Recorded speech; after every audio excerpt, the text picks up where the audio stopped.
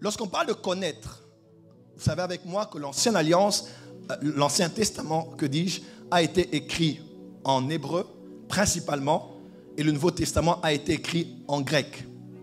Parce qu'avant l'hégémonie romaine, à l'époque de Jésus, le monde a connu l'hégémonie grecque avec Alexandre le Grand. Donc, la Grèce ayant eu de l'impact dans le monde, symbolisé même par le léopard que l'on voit dans Daniel, Alexandre le Grand a conçu la plupart des grands concepts que nous avons aujourd'hui. C'est durant cette période d'ailleurs même que l'on parle de l'expansion du concept de démocratie qu'on appelle démocrata. Et même le concept de la colonisation. Tout cela est venu par celui qu'on appelait Alexandre le Grand. Et puisque la langue grecque était donc celle qui était la langue aussi coloniale, cette langue, après que la Grèce ait connu son déclin, Rome s'est levée, selon le message même prophétique que Daniel avait vu, n'est-ce pas? Il avait interprété plutôt la statue que le roi avait vue. Le dernier empire, c'était l'empire romain. Et c'est durant cet empire-là que cette pierre est venue. Alléluia. Que Jésus est venu et qu'il est né et qu'il a commencé à prêcher sur le royaume et il est mort à la croix et ressuscité le 3e jour. Amen. Et c'est la langue grecque qui est parlée à l'époque des Romains. Et les Romains, lorsqu'ils parlaient par exemple du verbe connaître, différemment de l'hébreu connaître, en grec, maintenant quand les évangiles ont été écrits, les épîtres ont été écrites, vous allez voir avec moi que le grec qui a été utilisé a beaucoup parlé du mot connaissance et beaucoup du verbe connaître. Par exemple, Jean dit, car la vie éternelle, c'est de te connaître, toi, le seul vrai Dieu, et Jésus que tu as envoyé. En d'autres termes, le mot connaissance, gnosis, et le verbe ginosko ont été beaucoup utilisés dans le Nouveau Testament. Mais quand vous lisez maintenant en étymologie, vous lisez un texte, vous voyez connaître, quand vous allez étymologiquement, il est possible que vous ne voyez pas un seul verbe, mais que vous voyez plusieurs verbes, mais qui parlent de la même réalité, c'est-à-dire connaître. Et il y en a plusieurs. Premièrement, il y a le verbe oïda. Dis avec moi oïda. Oïda veut dire connaître. Donc connaître, c'est oïda. Dans certains versets, quand on parle de connaître, n'est-ce pas, quand on conjugue le verbe connaître, vous allez voir oïda à la place des autres verbes. Il y a oïda, il y a ginosko, il y a diagnosko, il y a proginosko et il y a epignosko. Ok? Dis avec moi oïda. Dis avec moi ginosko.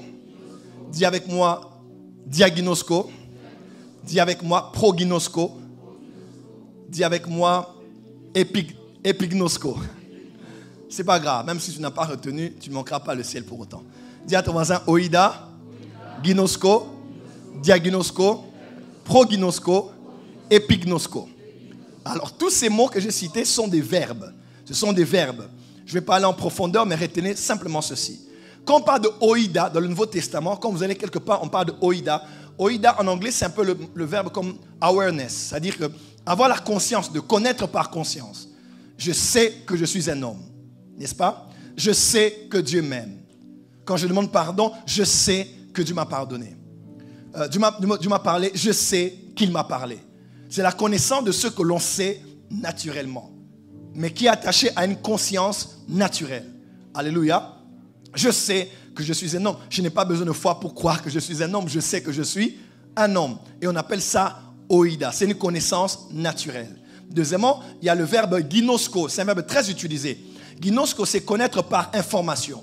Nous connaissons en partie, nous prophétisons en partie. C'est ginosko qu'on a utilisé là. C'est une connaissance par information, après étude, après recherche, après investigation, après avoir pris le temps de connaître ce que tu connais là, c'est ce qu'on appelle généralement ginosko. Dis avec moi ginosko. Troisièmement, il y a le verbe quoi? Le verbe diagnosko. Vous allez voir par exemple diacrisis. Diacrisis vient de diagnosko.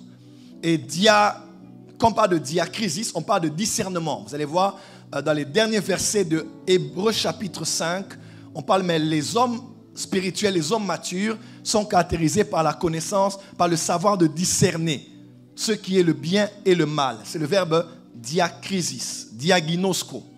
C'est connaître en parallélisme. C'est connaître après comparaison.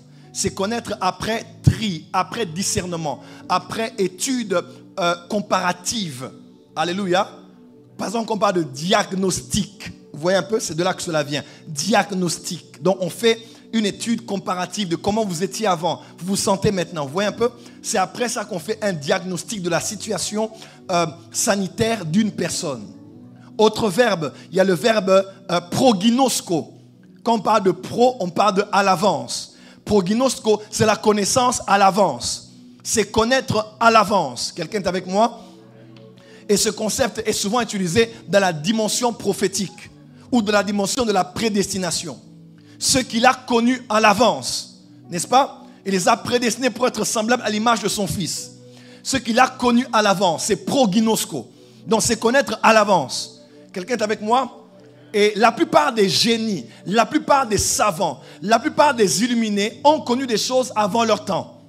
Et c'est pour cela que ceux qui étaient en leur temps n'ont pas supporté cette nouvelle révélation. Et très souvent, ils ont été tués, ils ont été persécutés.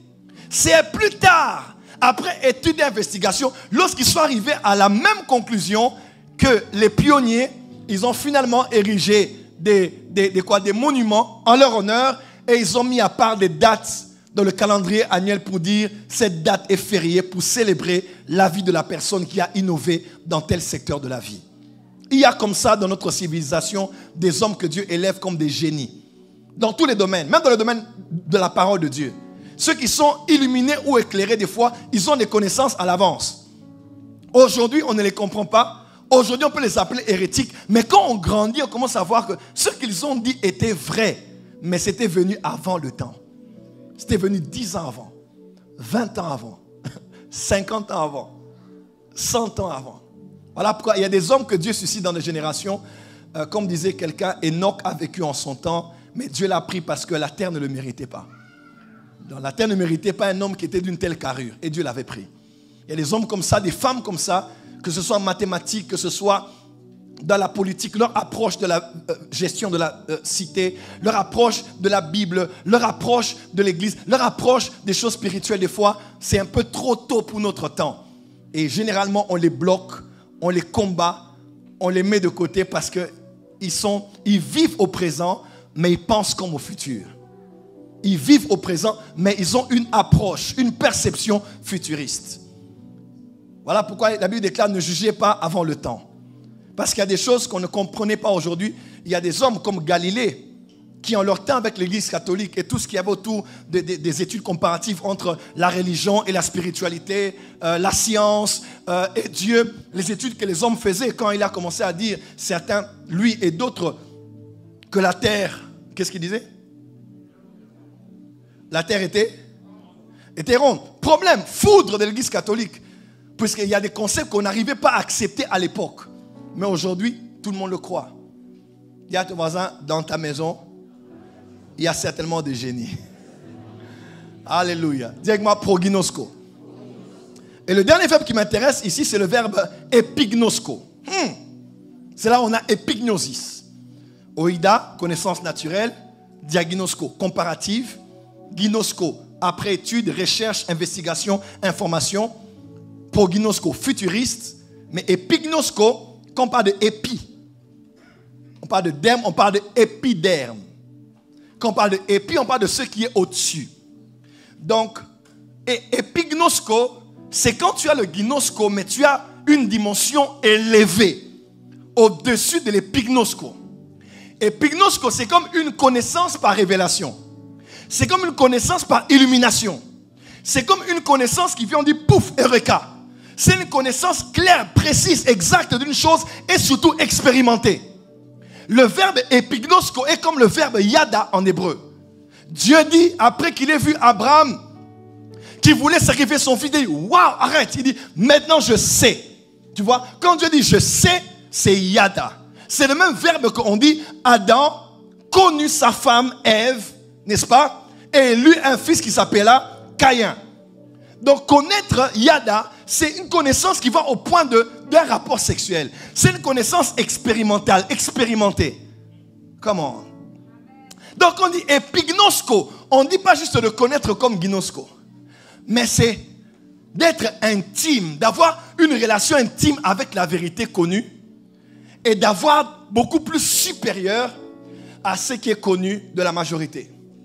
Voilà pourquoi dans Éphésiens 5, verset 9 jusqu'en bas, quand on parle des 5 dons de Christ qu'on appelle les 5 ministères, on dit que Dieu les a établis pour le perfectionnement des saints, en vue de l'œuvre du ministère et l'édification du corps de Christ. À la fin, on dit jusqu'à ce que nous parvenions à la connaissance du Fils de Dieu. Connaissance, là, c'est epignosko.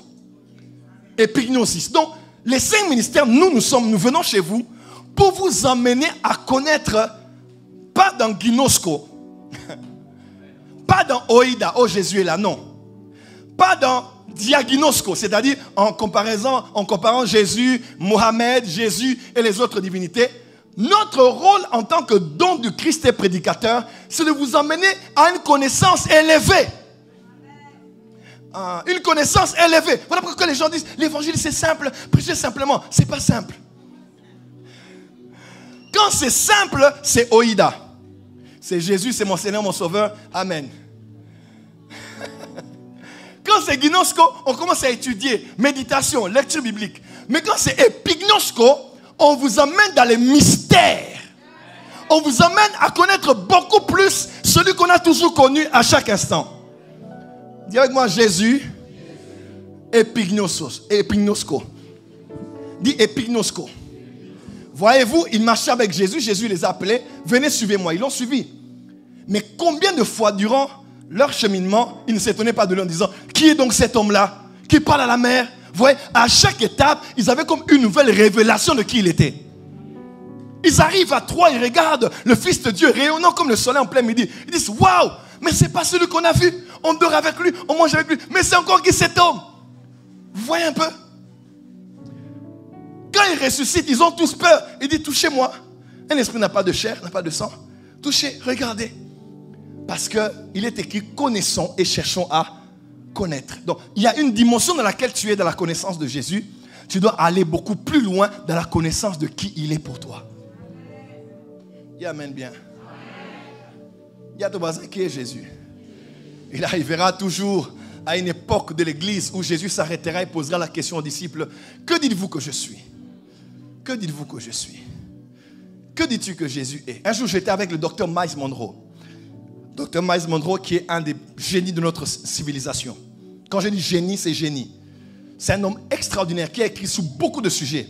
La prière, le jeûne, la louange, le leadership, la destinée, le succès. Il a écrit des centaines de chansons. Un homme brillant. Dommage que notre civilisation, notre génération ne sait pas reconnaître les génies d'une génération. Et j'ai eu la grâce d'être près de lui, de recevoir ses prophéties, de recevoir sa prière. Quelques jours avant même sa mort, j'étais avec lui au Burundi, avant qu'il n'aille au Gabon et qu'il ne rentre pour aller mourir. J'ai connu le docteur Miles Monroe, du peu de temps que j'avais avec lui. La première question que j'ai posée au docteur Miles Monroe, j'ai dit, docteur Miles, qui est Jésus pour vous? Il m'a regardé, il a dit, you are so smart, man. Toi, tu crois que c'est une simple question, mais quand tu poses la question à Miles Monroe, qui est Jésus? Alors il va te dire des choses que tu n'as pas compris. Il dit Jésus. Il dit Jésus. J'étais à ses pieds à genoux comme ça. Chez nous au Congo, à ma campagne, dans la maison de mes parents. J'étais à genoux. Il a dit Jésus. Il dit Jésus. Et il m'a dit Jésus, au-delà de mon sauveur personnel, Jésus est la réponse aux besoins de notre civilisation, de l'humanité. Il dit Jésus est le plus grand homme politique que le monde n'a jamais connu. J'ai dit Jésus. Il dit oui, Jésus avait un discours politique, mais que les chrétiens ne veulent pas adopter aujourd'hui. Il dit le monde, nos pays, nos nations aujourd'hui ont besoin de Jésus. Pas d'un président, pas d'un nouveau ministre, pas d'un nouveau député, d'un nouveau sénateur. Mais c'est de prendre Jésus et de le mettre là dans la société. On aura les réponses à toutes les questions. Maintenant, quand quelqu'un comme ça, qui a lu la Bible des milliers de fois, te parle, tu relis la Bible, tu ne vois pas que Jésus qui guérit, qui prophétise. Tu vois un Jésus qui a un concept de changer les nations. N'est-ce pas? Il a dit, faites de toutes les nations des disciples. Il n'a pas dit sauver les âmes, baptiser les gens. Non, il dit, je veux qu'une nation, non, que la France soit mon disciple. Quand un homme parle comme ça, c'est un homme qui a une pensée nationale. Jésus veut que la France apprenne à ses pieds parce qu'il a une manière de concevoir la gestion de la cité. Dis Dis amen bien. Dis amen bien. Bon, anyway. Juste manière de dire que il y a des dimensions et des dimensions. Et par la grâce de Dieu, avec humilité, je suis prophète. J'ai vu le Seigneur plus de 10 fois dans mon ministère m'apparaître comme ça. À chaque fois, il n'était pas le même. À chaque fois, je découvrais une nouvelle partie de sa personne. À chaque fois, je découvrais une nouvelle facette de qui il est. Voilà pourquoi, en cette saison, ne cherche pas qu'à connaître tes problèmes, les détails de tes problèmes, mais cherche à connaître Dieu de plus en plus. Cherche à connaître Jésus de plus en plus. Nous tous ici avons un jour écouté l'évangile. On a tous été, on a dit waouh, gloire à Dieu. On dit maintenant je vais être sauvé. On est tous venus pour Jésus. Une fois qu'on est entré à l'église, on a oublié celui pour qui on était venu. On commence à penser à mariage, voyage, promesse, accomplissement, micro, chanter, prêcher, modérer, être ordonné, être reconnu. On a oublié l'essentiel pour lequel on était sauvé. On s'est concentré sur beaucoup de choses, mais on a oublié celui pour qui on était venu. Dis à ton voisin, nous sommes là pour Jésus. Moi je n'ai que Jésus, oh. Si tu me l'enlèves, je n'aurai plus rien. La la la la la la la la. Quelle Bible en papier ici? Moi je n'ai comment? Moi je n'ai que Jésus, oh. Si tu me l'enlèves, je n'aurai plus rien. La la la la la la la la. Oh, oh. Comment? Moi je n'ai que Jésus, oh. Si tu me l'enlèves, je n'aurai plus rien. La la la la la la la la. Acclame très fort pour Jésus. Alors, est-ce que je peux commencer à prêcher maintenant? Donne-moi un bon avance, prophète, je commence. Dis à ton voisin, nous sommes là pour Jésus. Alors, première question, une question très sensible à 10 000 €. La Bible est-elle la parole de Dieu ou la Bible contient-elle la parole de Dieu? Voilà, ça commence. Non, je n'ai pas dit je suis là pour choquer. Parce que les gens m'en veulent parce que j'ai dit je vais vous choquer. Donc, j'ai laissé le choquer. Pardonnez-moi, I'm sorry. La Bible est-elle la parole de Dieu ou la Bible contient-elle la parole de Dieu? Là, maintenant, c'est sérieux parce que beaucoup de chrétiens, beaucoup de théologiens, beaucoup de grands savants de la Bible ont eu beaucoup de débats autour de ça. La Bible est-elle la parole de Dieu ou la Bible contient-elle la parole de Dieu? Donc, la Bible n'est pas la parole de Dieu.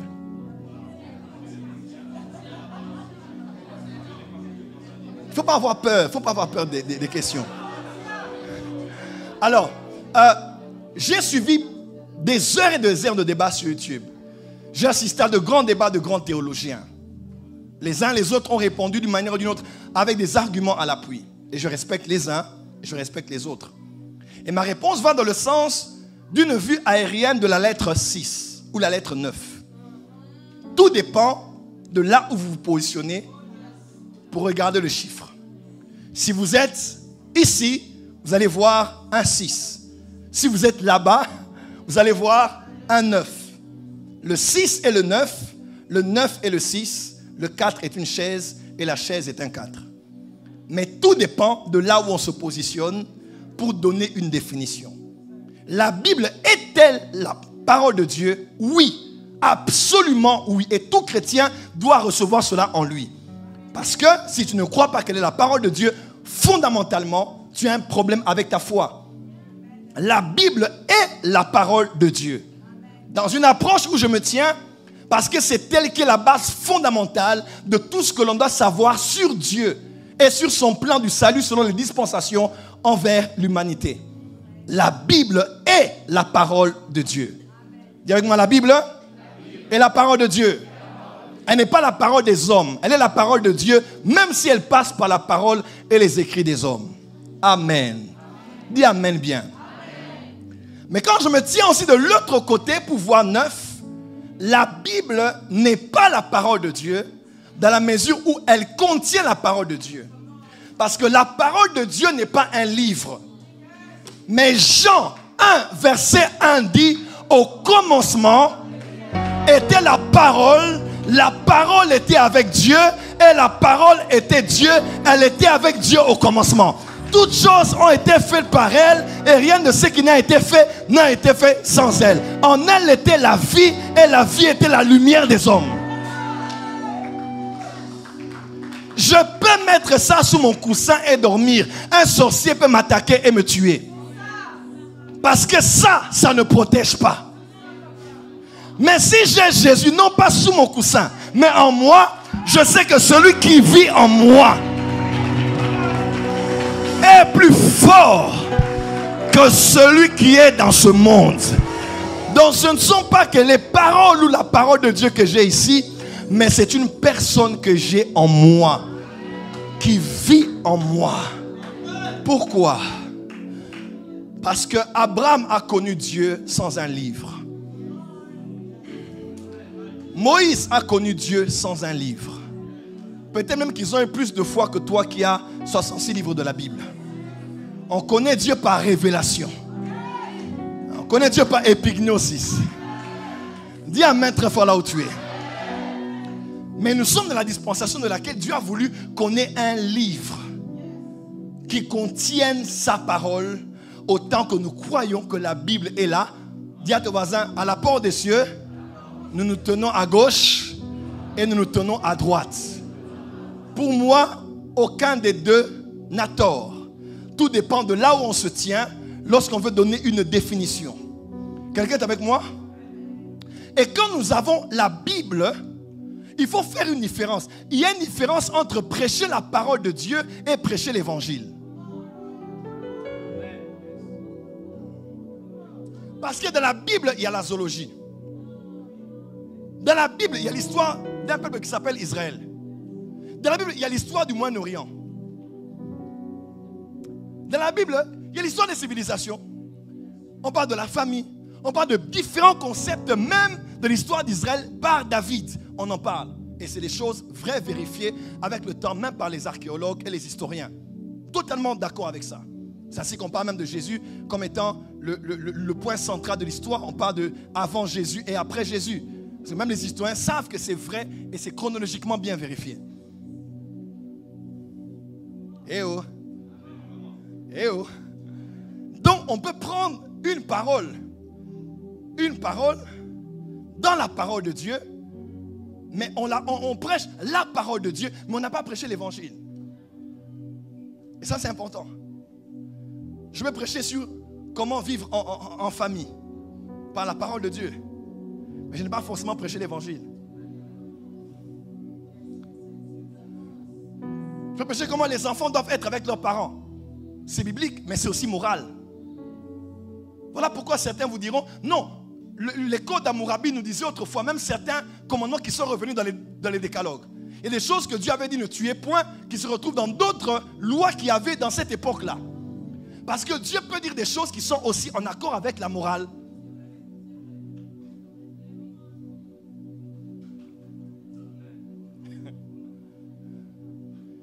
L'évangile, c'est quoi? L'évangile, c'est le message central de la Bible. C'est-à-dire, tout ce qui a été fait depuis Adam jusqu'à Christ, et après Christ, tout ce qui a été fait, dit en général, a été là pour nous orienter vers un seul message et nous pointer sur les yeux d'une seule personne, sur Jésus. La théologie de la Bible, c'est la christologie. On n'a pas une Bible pour apprendre à savoir comment prier seulement, non. On apprend à prier par rapport à Jésus. Voilà pourquoi, dans ce réveil du temps de la fin, chacun aura son message. Sanctification, prospérité financière, eschatologie, guérison divine. Je connais le ministère de guérison. Lui, il ne voit que la guérison dans la Bible. Mais chacun doit prêcher son message, rester dans sa dimension, mais inclure cela toujours et encore autour de la personne de Jésus-Christ. Voilà pourquoi à l'Église, nous avons dit non à l'humanisme et non au développement personnel. On va vous dire, déclare 10 fois, je peux. Je peux, je peux, je peux, je peux, je peux. 5, 6, 7, je peux.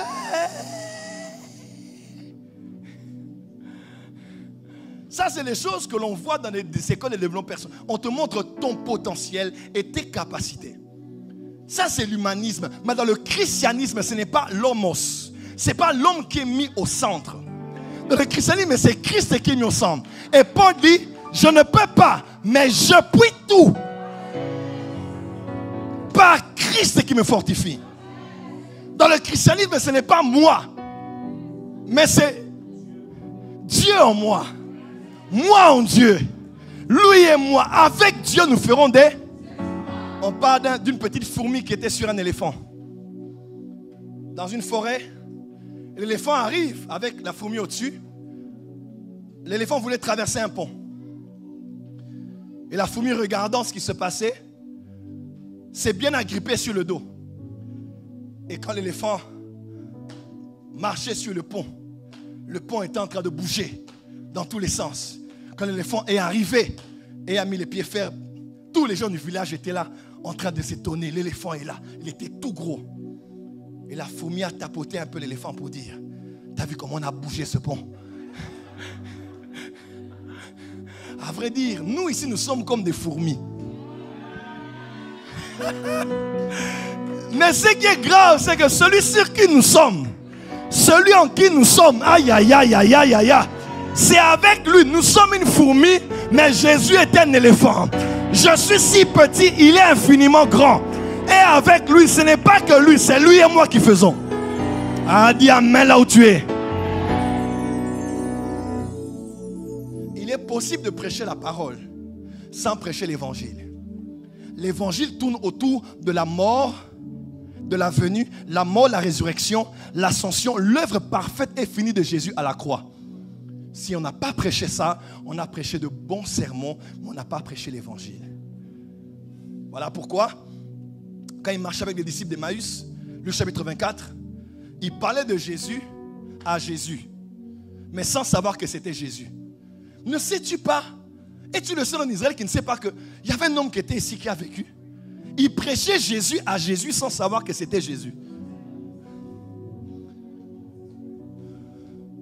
Et Jésus a dit, bon, je vais les ouvrir l'intelligence pour qu'ils connaissent. Qui est pignosko. Qu'est-ce que Jésus fait? Il commence à les expliquer les Écritures. Vous voyez? Parce que pour connaître Jésus, on le connaît dans les Écritures. Oh, comment? Ah oui, oui, oui. On connaît Jésus. Il a dit, en partant par Moïse, par la loi, les prophètes, même par les psaumes, il a commencé à expliquer à ces hommes ce qui lui concernait dans les Écritures. En d'autres termes, quand tu lis la Bible, même l'Ancien Testament, tu dois chercher Jésus à l'intérieur. Oh, je cherche la parole du jour d'Adi. Qu'est-ce que Dieu me dit par rapport à mon problème? Quand on fait une bonne lecture biblique, on cherche où est Jésus dans ce texte. Où est le type, la préfiguration, l'annonce de Jésus dans ce texte de l'histoire de Joseph, de l'histoire de Ruth et de Boaz, de l'histoire de David, de l'histoire de Moïse et les autres. Quand on lit la Bible, on ne cherche pas d'abord ce qui me concerne moi. Comme quelqu'un disait, Seigneur, parle-moi par rapport à mon choix de conjoint. Si c'est lui ou c'est pas lui, au nom de Jésus, Amen. Regarde, Judas se pendit. Et, by fire, by force. I rebuke you. Satan, c'est pas aujourd'hui. Dieu me dira d'aller me pendre. Jamais. Seigneur, parle-moi, c'est lui ou c'est pas lui. L'obéissance vaut mieux que les sacrifices. Oh! Judas se pendit. L'obéissance vaut mieux que les sacrifices.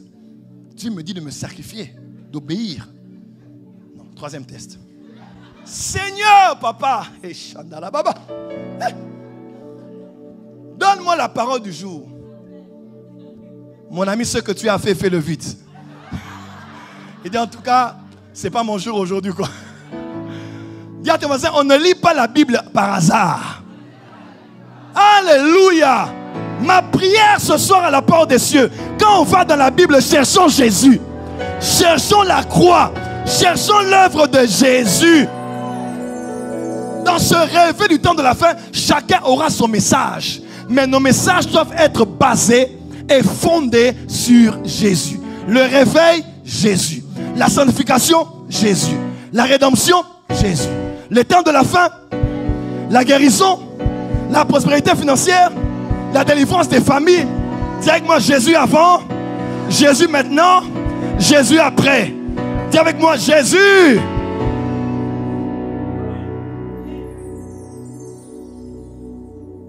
Parce que le message de la Bible, c'est Jésus. Jésus dit aux pharisiens, il dit dans Jean chapitre 4, il dit, vous sondez les Écritures parce que vous croyez avoir la vie en elles, alors qu'elles rendent témoignage de moi.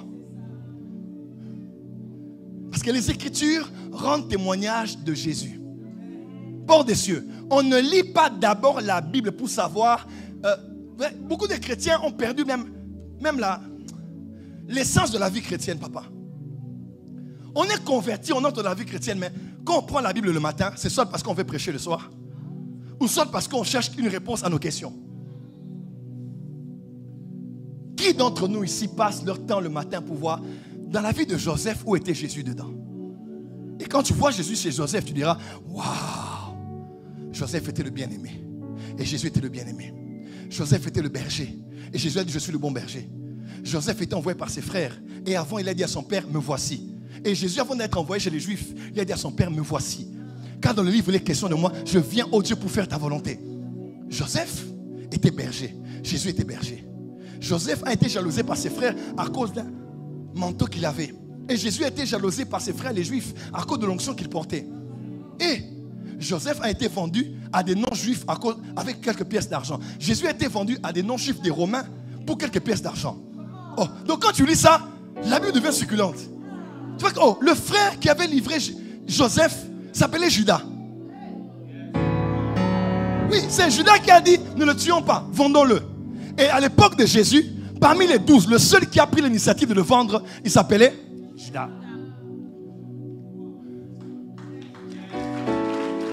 Dis à ton voisin, la Bible est succulente lorsqu'on cherche et on trouve Jésus.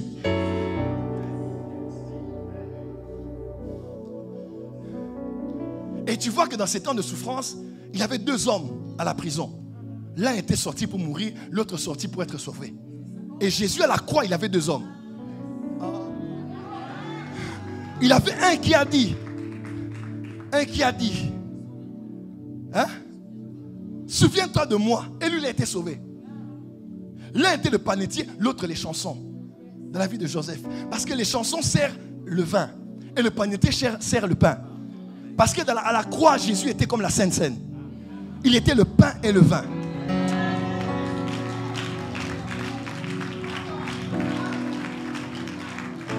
Dis avec moi, Jésus. Prends ta Bible et dis, ma Bible, à partir de ce soir, Saint-Esprit, quand j'entre dans la Bible, je chercherai Jésus. Et quand tu trouves Jésus, tu trouves tout ce que tu cherches. Parce que Jésus a été un homme comme nous. Écoutez-moi, Jésus est notre enseignant et notre enseignement. Sa vie sur la terre était la vie qui doit te donner l'exemple de ce à quoi peut ressembler une vie d'un homme ou un du Saint-Esprit. Il était tenté. Il était aussi insulté. Il avait aussi des désirs. Il était aussi jalousé. Il avait aussi travaillé avec son père. Il avait des parents. Il avait une mission. Il avait sommeil. Il mangeait. Il voulait se reposer. Jésus est l'homme parfait. L'image parfaite de ce à quoi peut... Dis Jésus. Voilà pourquoi Paul a dit, soyez mes imitateurs comme je le suis de Jésus. En d'autres termes, toute la porte est sur ici. Imitez-moi tant que j'imite Jésus. Le jour où je n'imite pas Jésus, ne m'imite pas. Parce que même moi, je cherche à l'imiter lui. Dis amen bien. Dis amen bien. Dis le message de la Bible, c'est la Christologie. Donc on peut faire 30 ans de ministère en prêchant la parole sans prêcher l'évangile. L'évangile, c'est la bonne nouvelle de sa venue, sa mort, sa résurrection, son ascension, son œuvre parfaite. Tout doit tourner autour de ça. Et si ça ne te donne pas la joie, ce n'est pas le mage qui te le donnera. Si tu n'es pas content pour la croix, Mais tu attends d'être content pour le voyage, ou pour le bébé que tu attends, ou la promotion. Ta vie chrétienne est misérable. Nous, on a reçu Jésus. Qu'il me donne, qu'il ne me donne pas. Ma joie, c'est la croix. Ma joie, c'est sa vie. C'est le don de sa vie à mon égard. Il y a un maître très fort. Il y a un maître très fort. Dis à ton voisin, Jésus, encore Jésus, et toujours Jésus. Acclame et on va monter.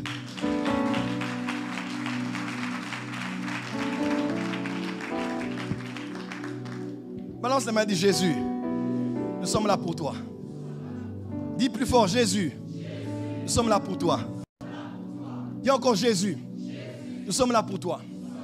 Alors, église, écoutez-moi très bien. Nous sommes à une saison de grande confusion sur le plan de la spiritualité et des croyances religieuses.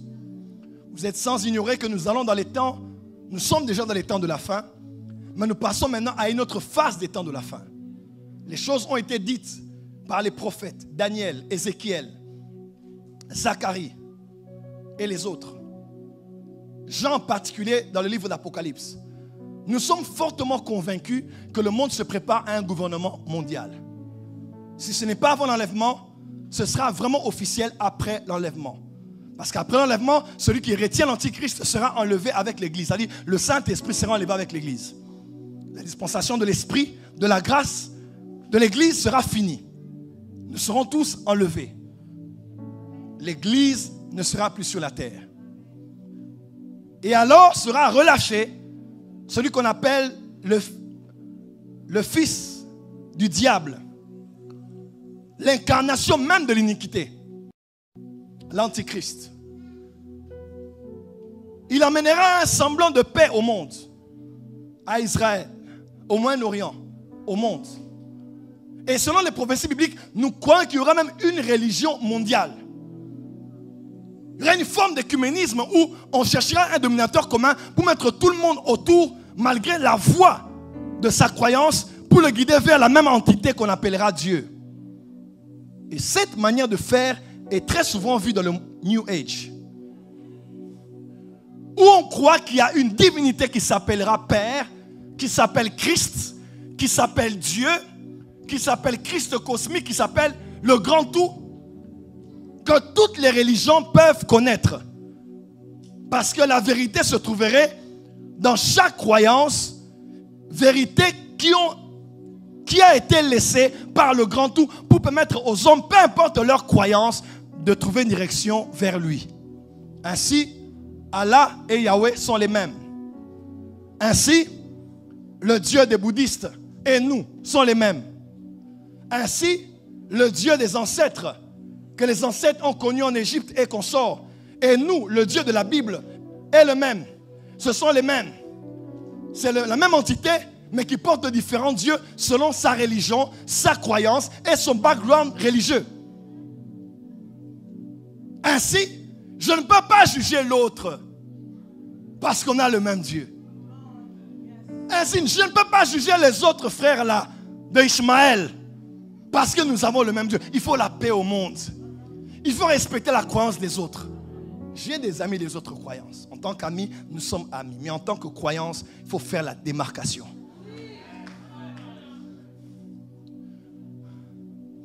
Et ainsi on sait, c'est la quête de l'homme vers la divinité, vers la conscience collective éternelle qui existerait. Et chacun a le droit d'emprunter sa voie, mais la voie finira par l'emmener vers ce grand tout. Et cela est une doctrine qui vient de l'enfer.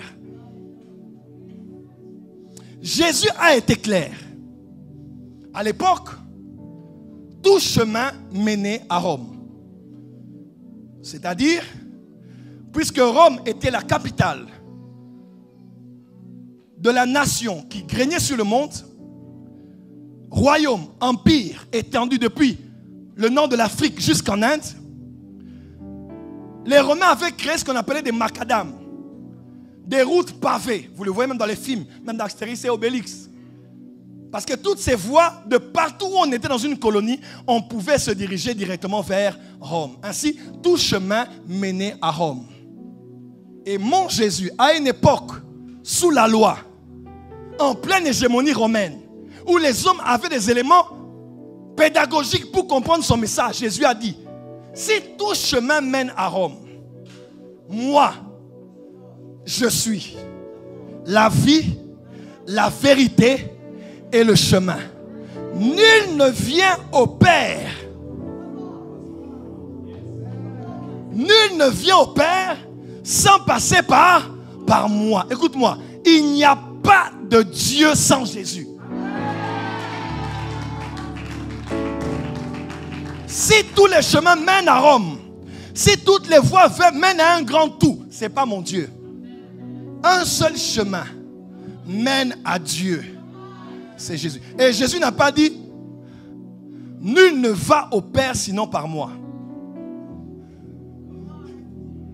Jésus dit, nul ne vient au Père.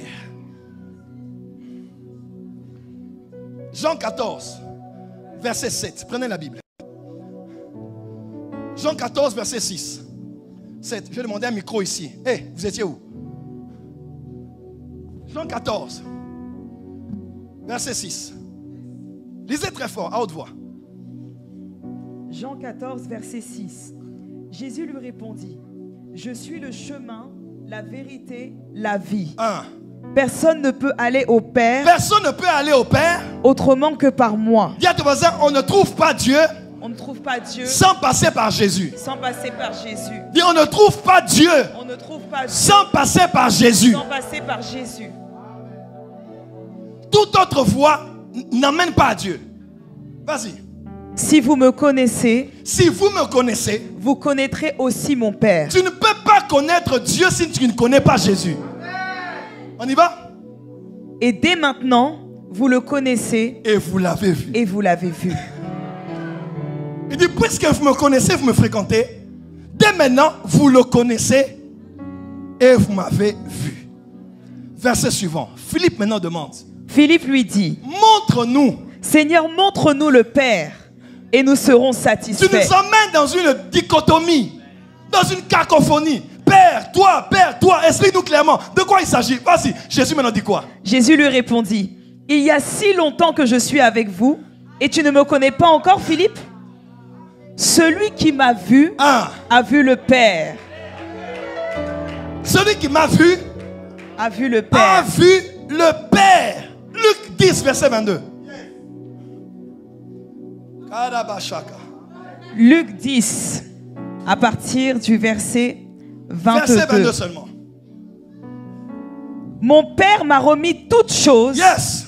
Personne ne sait qui est le Fils. Personne ne sait qui est le Fils. Si ce n'est le Père. Si ce n'est le Père. Et personne ne sait qui est le Père. Personne ne sait qui est le Père. Si ce n'est le Fils. Si ce n'est le Fils. Et celui à qui le Fils peut le révéler.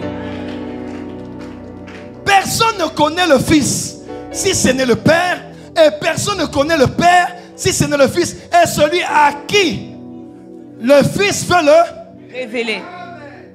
Donc quand quelqu'un te dit, non, de notre religion, on va à la Mecque, on va chercher Dieu, il faut respecter. Ce n'est pas notre Dieu. Je respecte les autres religions. Mais ma foi est nette et radicale. Personne ne connaît le Père si ce n'est le Fils et celui à qui le Fils veut le révéler. Jean 1, verset 18. Nul homme n'a vu Dieu. Personne n'a vu Dieu. Si ce n'est le Fils unique qui est dans le sein du Père, c'est lui qui nous l'a fait connaître. Assieds-toi, ma fille. Dis à ton voisin, celui qui connaît le Père, c'est Jésus. Celui qui révèle le Père, c'est Jésus. Parce que Jésus est le Fils de Dieu. Jésus est Dieu. Jésus est le Fils du Père. Dis amen très fort. Est-ce qu'on peut encore entrer? On ne peut connaître Dieu qu'en connaissant Jésus.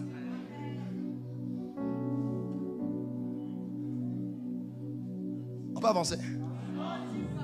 Alors, nul homme n'a vu Dieu. Oh, prophète Joël, problème. La Bible révèle dans l'Ancienne Alliance que des hommes ont vu Dieu. Israël était au pied du Sinaï. Ils ont vu Dieu. Moïse a parlé à Dieu face à face. Abraham a vu 3 hommes venir. Il a vu Dieu. Gédéon a vu l'ange de Dieu, Dieu lui-même. Pourquoi peut-on dire dans Jean 1, 18 que nul homme n'a vu Dieu? Personne n'a vu Dieu. Dis avec moi, personne n'a vu Dieu. C'est la vérité. Quelqu'un dira, mais prophète, Moïse voyait Dieu. Moïse parlait à Dieu face à face. Allez-moi dans Nombre 12. Nombre 12. Nombre 12. Nombre 12. Média.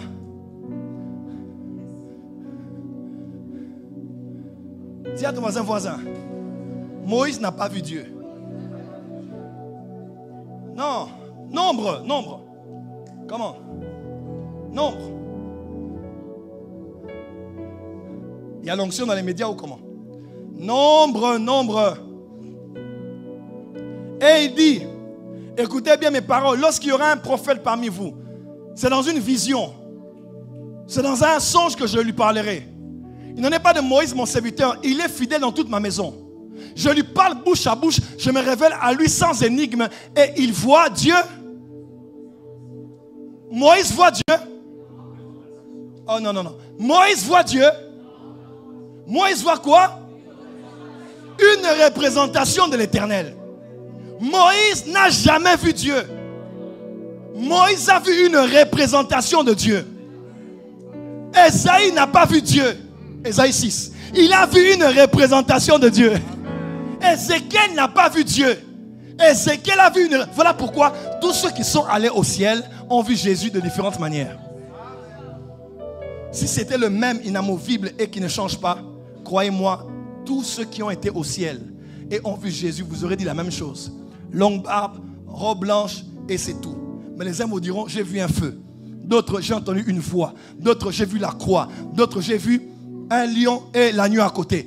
Parce que tous ceux qui ont vu Dieu ont vu des représentations de Dieu. Dieu ne pouvait pas se révéler aux hommes à l'époque. Quelqu'un dira, mais c'est Dieu qui est apparu à Moïse.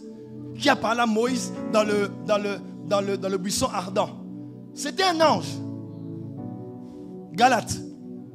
Donnez-moi Galate. Galate. Pourquoi donc la loi? Elle a été donnée ensuite à cause des transgressions jusqu'à ce que vint la postérité à qui la promesse avait été faite. Elle a été promulguée par les anges au moyen des médiateurs. Ici, on nous montre clairement, pour commencer ici d'abord. Non, on va revenir ici. Donnez-moi Acte 7, verset 30. Acte 7, verset 30. 40 ans plus tard, un ange lui apparut au désert de la montagne du Sinaï, dans la flamme d'un buisson en feu. C'est avec moi, celui qui a parlé à Moïse au buisson ardent, ce n'était pas Dieu, c'était un ange. Donnez-moi le verset suivant, c'est 35 je pense. On y va. Le suivant, par ordre d'arrivée. C'est lui qui, lors de l'assemblée au désert, étant avec l'ange qui lui parlait de la montagne du Sinaï, et avec nos pères reçut les oracles vivants pour nous les donner.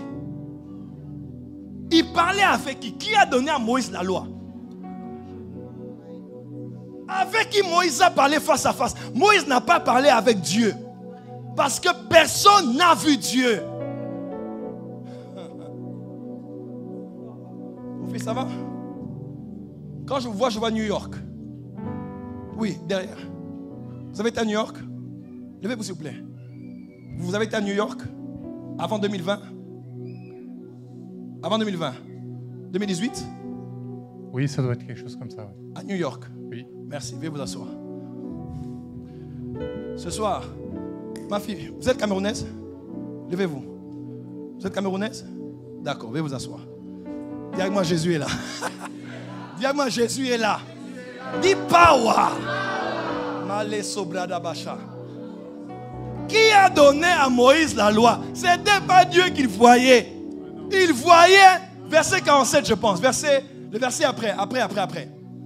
Acte 7, le verset qui vient après, 53, merci 53. Vous avez reçu la loi d'après les commandements d'anges. Et qui ne l'avait point gardé? Les 613 lois, le décalogue était donné par des anges. Pourquoi? Parce que depuis Adam jusqu'à Jean-Baptiste, personne n'a vu Dieu. Tous voyaient des représentations de Dieu. Maintenant, Jean explique, Jean dit, personne n'a vu Dieu, mais seul Dieu, le Fils unique, qui est à l'intérieur du Père, c'est lui qui nous a montré à quoi Dieu ressemble. La première fois que les hommes et les anges ont vu Dieu, c'est quand les anges sont venus auprès des bergers. Ils ont dit gloire à Dieu dans le lieu très haut et paix sur la terre aux hommes qu'il a créés. C'était la toute première fois. Même Lucifer n'a pas vu Dieu. Les archanges, aucun séraphin n'a vu Dieu. Paul dit à Timothée, il habite une lumière inaccessible. Comment ce verset? Il est l'immortel, il habite une lumière inaccessible. Nul œil n'a vu Dieu. Comment? Tape immortel, immortalité. Vas-y, lis avec moi. Ma fille, vas-y, comment? 1 Timothée 6, à partir du verset 16. Yes. Lui seul est immortel. Lui seul. Il habite une lumière dont personne ne peut s'approcher. Il habite une lumière dont personne ne peut s'approcher. Que ce soit les hommes ou les anges, personne ne peut s'approcher. On y va? Aucun être humain ne l'a jamais vu, oui, ni peut le voir. À lui soit l'honneur et la puissance éternelle. Assieds-toi, ma fille. Personne n'a vu Dieu. Adam, Ève, Caïn, Abel, tous voyaient des représentations. Personne n'a vu Dieu. Mais Dieu a décidé de dire à Dieu de venir sur la terre pour faire montrer au monde à quoi ressemble Dieu. C'est ainsi qu'il est écrit, mon Seigneur dit à mon Seigneur. C'est le Père qui a parlé au Fils. Il dit maintenant, toi descends, Fils de Dieu, pour révéler aux hommes à quoi nous ressemblons. À quoi est-ce que moi je ressemble? Il dit Jésus est le Fils de Dieu. Mais vous savez, Jésus n'est pas le premier Fils de Dieu. Réponse du berger à la bergère. Jésus n'est pas le premier fils de... Chronologiquement dans la Bible, Jésus n'est pas le premier. Luc chapitre 3. Fils d'Énos, fils de Seth, fils d'Adam. Le premier fils de Dieu s'appelle Adam. Chronologiquement dans les Écritures, le premier fils de Dieu c'est Adam. Deuxièmement, fils de Dieu, Genèse chapitre 6. Les fils de Dieu ont vu les filles des hommes, les Ben Elohim. Et ils sont descendus, ils les ont pris pour les connaître. Pour les pignosis et pignosco. Pour les connaître. Troisième texte. Job 1, Job 2. Les fils de Dieu se rassemblaient autour de Dieu. Et Satan est venu parmi eux. Et Dieu lui a posé une question. Donc Jésus, chronologiquement parlant dans les Écritures, n'est pas le premier fils de Dieu. Exode 4, verset 22 et suivant. Dieu appelle Israël mon premier-né. Mais dans Osée, Israël est appelé fils de Dieu. Donc, Adam, les êtres célestes dans Job, Israël, fils de Dieu. En quoi Jésus est le fils de Dieu différent des autres? Jésus est le fils unique.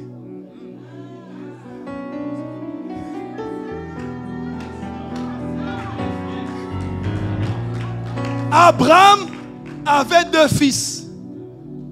Ismaël, fils d'Abraham. Isaac, fils d'Abraham. Mais quand Dieu parle à Abraham, il dit, Abraham, prends-moi ton fils. Prends-moi ton unique. Est-ce que les amoureux de l'épignos, ils sont là? Il y a des connaissances qui sont pour les bébés spirituels. Il y a des connaissances qui sont pour les matures. Est-ce que les aigles sont là? Il dit, prends-moi ton... Quand il a dit ton unique, Abraham a compris. Parce qu'il sait que Dieu avait dit que la promesse allait s'accomplir par Isaac. Parce que Isaac allait être le prototype qui allait ouvrir la voie à une nouvelle espèce de descendance qui allait finalement donner naissance au Shiloh. Unique, en grec ou en hébreu, a le sens de ce qui est le début, qui donne comme un prototype d'une nouvelle race. Hein? Prototokos. Est-ce qu'on a calmé le débat là? Dans les Écritures, Jésus n'est pas le premier fils de Dieu. Je dis bien chronologiquement, dans la lecture biblique, il y a eu Adam, il y a eu Israël, il y a eu Adam, il y a eu les fils de Dieu, Genèse 6, il y a eu Israël, Exode 4, il y a eu les êtres célestes, encore Job 1, Job 2.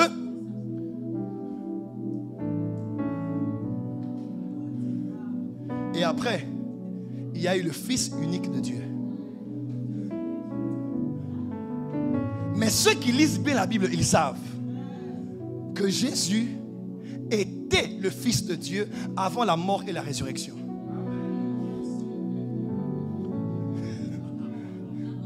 Oui, il a donné au monde son Fils unique, au monde.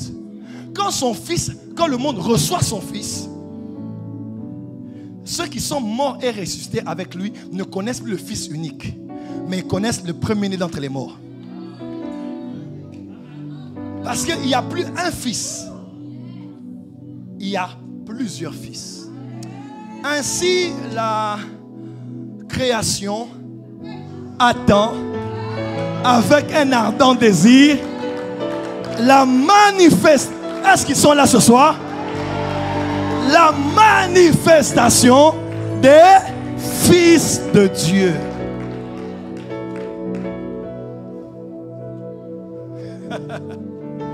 Dis à ton voisin, retournons à la parole. C'est ainsi que je vous ai dit à la porte des cieux, nous ne prêchons pas le oïda, nous ne prêchons pas le ginosko, nous ne prêchons pas le diagnosco, nous prêchons le épignosco. Épignosis. Nous allons au-delà de ce qu'on lit naturellement. Et c'est l'âge dans lequel, écoute-moi, Jésus revient bientôt. Nous avons un monde à gagner. On ne peut pas gagner un monde en réfléchissant comme réfléchissaient les églises de Luther King. L'église doit atteindre la maturité. Si aujourd'hui vous débattez encore sur quelques petits bouts de prédication que je prêche, Jésus disait, Jean chapitre 3, verset 10. Jean 3, 10. Jean 3 à partir du verset 10. Yes. Jésus lui répondit, toi qui es un maître réputé en Israël, tu ne sais pas ces choses. Oui, je te le déclare, c'est la vérité. Nous parlons de ce que nous savons et nous témoignons de ce que nous avons vu. Mais vous ne voulez pas accepter notre témoignage. Vous ne me croyez pas quand je vous parle des choses terrestres. Comment donc me croirez-vous si je vous parle des choses célestes? Attendez. Les choses terrestres, c'est la nouvelle naissance. Basiquement, je vous explique la nouvelle naissance là. Vous ne croyez pas. Maintenant, quand je vous dirai que j'ai vu Samuel, vous allez dire quoi?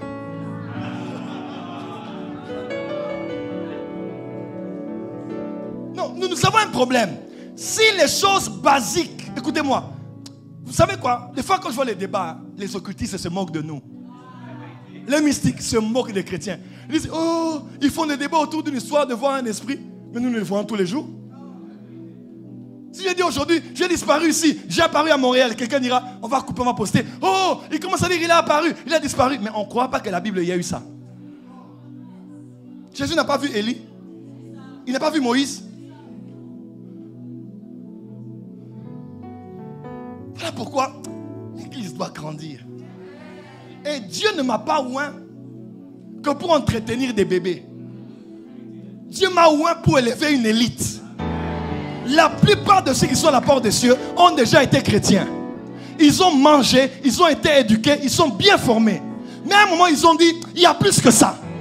Voilà pourquoi vous êtes là, pour qu'on quitte de Ginosco à l'Epignosco.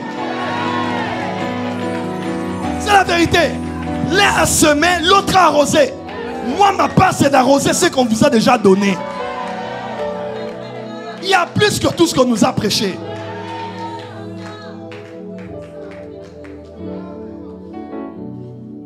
Si on vous parle déjà des choses terrestres là, vous faites des débats. Mais non, si on va dans les choses très fortes, on va parler comment? Voilà pourquoi un jour Jésus a parlé, les gens ont quitté. Mais vous ne partez pas. Oh, Jésus, c'est un manque de sagesse de parler comme ça.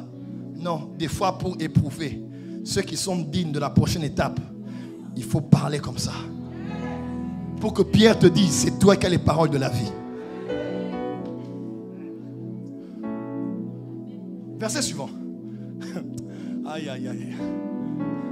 Hein? 13. 13. Personne n'est jamais monté au ciel. Personne n'est jamais. Élie était allé où? Enoch était allé où? Tu vois ça, c'est pas les Ginosco. Là maintenant on va dans les Epignosco. Personne n'est jamais monté au ciel. Au ciel. Excepté le Fils de l'homme qui est descendu du ciel. Et de même que Moïse a élevé. Non. Qui est descendu? Du ciel. Le Fils de l'homme. Qui est descendu du ciel. Qui est descendu du ciel. Qui est descendu du ciel. Assieds-toi, ma fille. Si Jésus vient du ciel, pourquoi alors on nous dit que ceux qui ont été là-bas ne l'ont pas vu?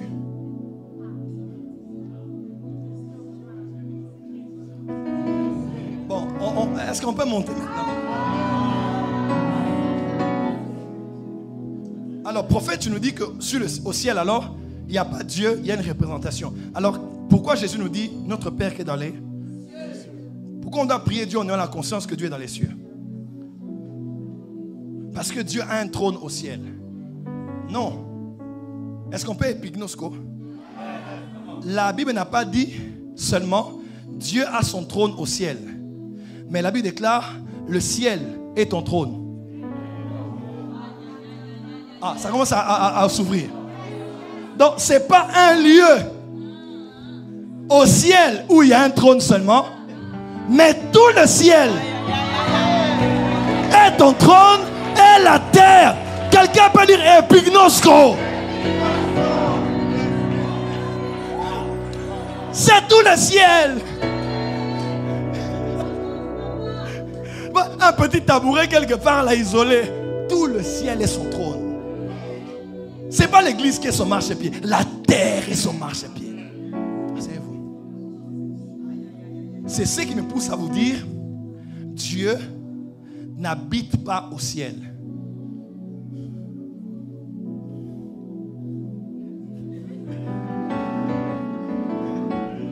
Je vous donne la matière. Épi, dis avec moi épi.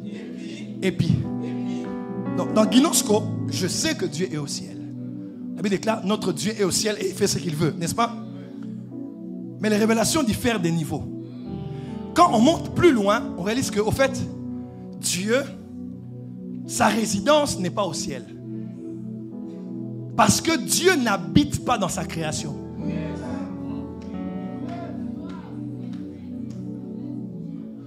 Parce que Dieu n'existe pas à partir de l'existence de la création. Genèse 1, verset 1. On peut lire à haute voix, tout le monde qui le sait. 1, 2, 3, c'est parti. Au commencement, Dieu créa le ciel et la terre. Plus fort.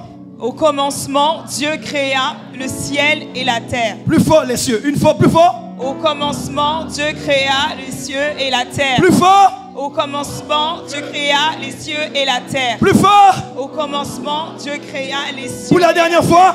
Au commencement, Dieu créa les cieux et la terre. C'est au commencement de Dieu ou au commencement des cieux et de la terre? Plus fort. Donc il y a eu un jour où Dieu a créé les cieux et la terre. Donc avant ce jour-là, Dieu existait et il était quelque part. Prophète, où est Dieu? Là où il était avant de créer les cieux, c'est là où il est jusqu'aujourd'hui. Il habite une lumière inaccessible où nul homme n'a vu et nul homme ne peut y aller. Au commencement, pas de Dieu, mais de la création des cieux. Donc Dieu est là où il est jusqu'à présent. Il a créé les cieux et la terre. Il a pris l'émanation de sa personne. Lui-même, il s'est révélé sur un trône. C'est toujours lui. Mais il ne peut pas s'asseoir sur une chaise. Dieu est trop grand pour avoir le début de sa cuisse ici et la fin de sa jambe là-bas. Non! Dieu n'a pas de forme. Je commence à prêcher maintenant.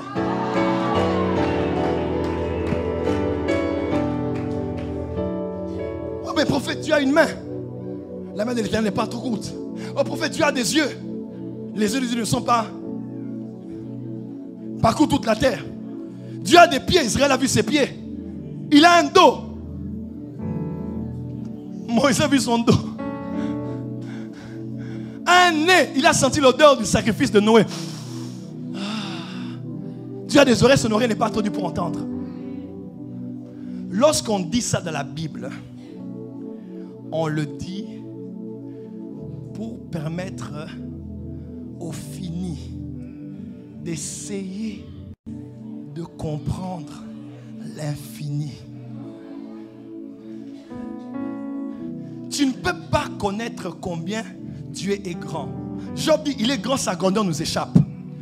Si Dieu est grand, plus que l'univers, ou comme ces lieux, donc Dieu a une limite ici, une limite là-bas. Dieu n'a pas de limite. Dieu n'a pas de... Il commence ici, il finit là-bas. Oh, la main de Dieu m'a touché. La main vraiment entre nous, la main là. Elle a un début et une fin? Non. C'est l'infini qui nous permet, dans notre microscopique conscience finie, d'essayer de comprendre. Et quand c'était tellement compliqué, Dieu a dit, pour que les hommes savent à quoi je ressemble, je vais porter un corps. Le mystère de la piété est grand. Dieu est devenu un homme. Il a été vu. Pour la première fois, les anges ont vu Dieu. Voilà pourquoi on ne peut pas jouer avec le message de l'évangile. L'évangile, c'est Dieu qui est devenu un homme. Comment l'infini peut habiter dans le fini?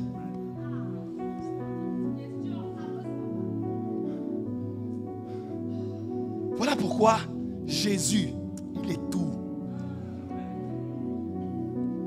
Tout ce que tu peux connaître de Jésus, de Dieu, c'est en Jésus.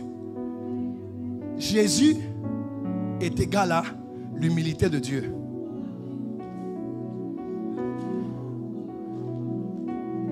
Quand Job voulait faire de oh moi je mange Jésus, oh moi je mange Jésus, oh moi je mange Dieu dit toi là, tu n'es, comme on dit dans un film, tu es infiniment petit dans un univers insoucieux de toi. Et toi, tu es une petite minuscule. Tu veux contester contre le Créateur. Toi, tu écris, toi. Est-ce que tu étais là quand je crie? Quand les étoiles du matin chantaient, toi, tu étais là même. Après, il dit, hé, pardon, je me crois intelligent. Je n'ai pas compris que... Voilà pourquoi, des fois, Dieu quand nous regarde, il rit, je crois. Seigneur, si tu ne fais pas, je quitte la porte des cieux. Seigneur, j'étais dans jusqu'au mois d'août. Le Dieu qui est plus grand que le système solaire, que tous les univers réunis et les multivers, si tu le veux. Ce Dieu-là, moi je... Dieu, on dit, ah bon, ok, d'accord. Je vais abandonner la foi. Dieu est toi sans toi. Il est Dieu avec toi. Dieu est comme la mer. La mer est la mer avec ou sans poisson. Mais le poisson. Ce n'est pas Dieu qui a besoin de toi pour être Dieu. C'est toi qui as besoin de Dieu pour être toi. Arrête cette folie de commencer à donner à Dieu ultimatum. Si tu ne fais pas, il est plus intelligent que toi. Quand Dieu dit attends, il a une sagesse élevée. David dit dans le psaume 139, cette science est au-delà de ma portée. Donc Dieu, quand Dieu te dit ma fille, je vais t'élever là, sois calme. Dis à ton voisin, calme-toi. Non, secoue ton voisin, secoue. Je te donne la permission, secoue le voisin. Qui aime la parole ici? Qui aime la parole ici? Dis à ton voisin, voisin. Dis voisin. Dis voisin. Aime la parole. Oh Seigneur, ma femme, on l'a coupé une trompe, on ne sait pas comment avoir un bébé. Maintenant, les médecins ont dit seulement, on doit faire des in vitro, des inséminations, et Seigneur, c'est vrai que tu as fait, hein, mais Dieu a aussi donné aux hommes l'intelligence, donc, parce que tu ne vas pas acheter maintenant, moi je vais un peu aller faire là-bas, le Dieu infiniment grand. Regarde ton petit raisonnement humain. Il me prend pour qui? Voilà pourquoi, quand Gabriel a parlé avec Marie, comment cela se fera-t-il? Je ne connais pas un homme. Biologiquement parlant, je ne peux pas être enceinte sans avoir été yada avec un homme. C'est impossible. Après, il dit, je suis Gabriel, moi. Rien n'est impossible à Dieu. Tu sais pourquoi? Parce que moi, Gabriel, j'ai vu quand le feu tombait du ciel à l'époque d'Élie. Moi, Gabriel, j'ai vu comment Anne a eu son enfant. Moi, Gabriel, j'ai vu quand la pluie de pierre tombait à l'époque de Jéricho. Une pluie de pierre est tombée. Brrr, un homme est mort. Moi, Gabriel, j'ai vu la mer Rouge être fendue en deux. Petite fille, car rien est impossible. Oh, prophète Joël, comment tu peux dire que tu as pris un sac et tu as déclaré l'argent est entré? C'est rien. Le surnaturel, c'est le naturel pour toi.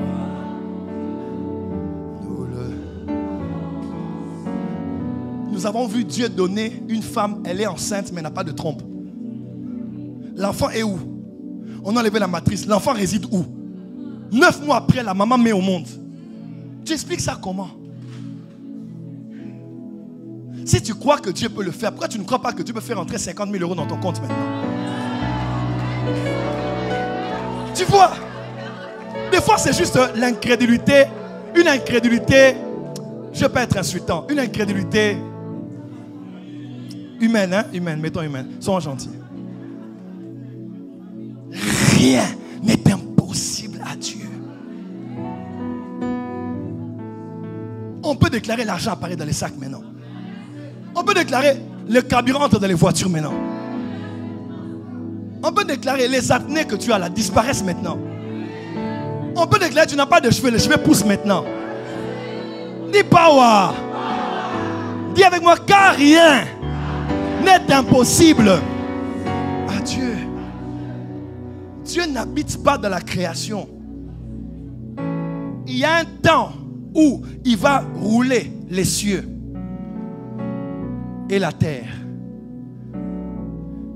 Il y aura de nouveaux cieux et une nouvelle terre. Dieu est comme l'architecte. L'architecte n'habite pas dans la maison. Il a conçu la maison.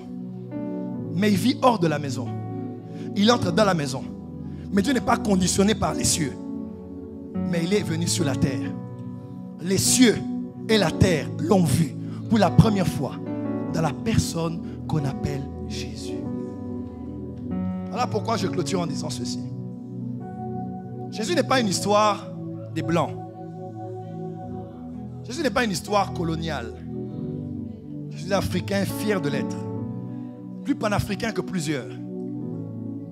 Mais certains croient que par frustration, c'est la faute des Européens et des Asiens et des gens du Moyen-Orient que l'Afrique subit ce qu'elle subit. Voilà pourquoi prenez ce Jésus, il est un instrument colonial, mettez-le dans la poubelle et revenons à nos divinités antérieures. Parce que pour développer notre civilisation, il nous faut retourner à nos anciennes racines. Si nos dieux étaient si forts, pourquoi le Dieu là, des Européens, les a vaincus?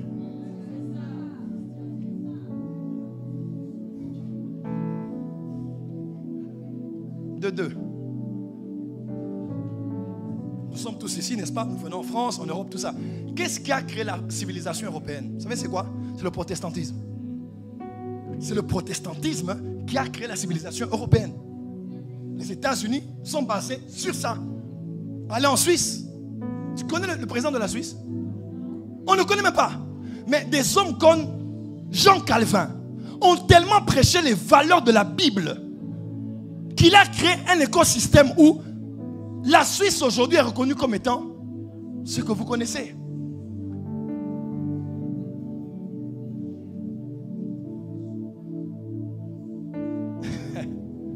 Jésus n'est pas chrétien.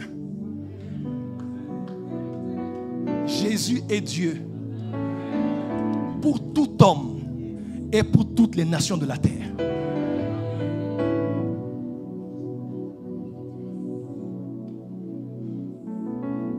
Et Jésus est un maître qui est capable de nous enseigner comment faire la politique, la gestion de la chose biblique pour le bien de la société. Jésus peut nous l'enseigner. Suivez les enseignements de Jésus. Vous allez voir, il y a tout pour vivre dans l'équité et expérimenter une justice sociale. Jésus a des enseignements comme cela.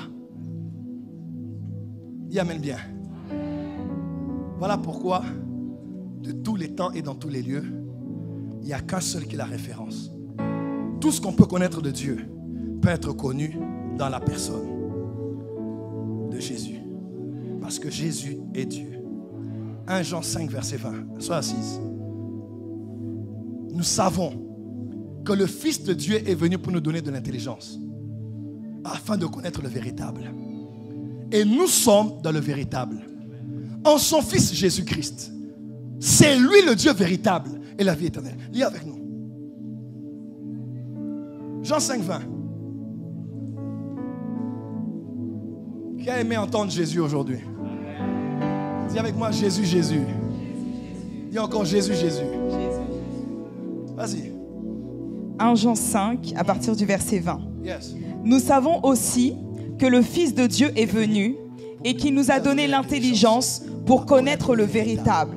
Et nous sommes dans le véritable en son Fils Jésus-Christ. C'est lui le Dieu véritable et la vie éternelle. Dis Jésus est Dieu. Jésus est Dieu. Jésus n'est pas un prophète de plus.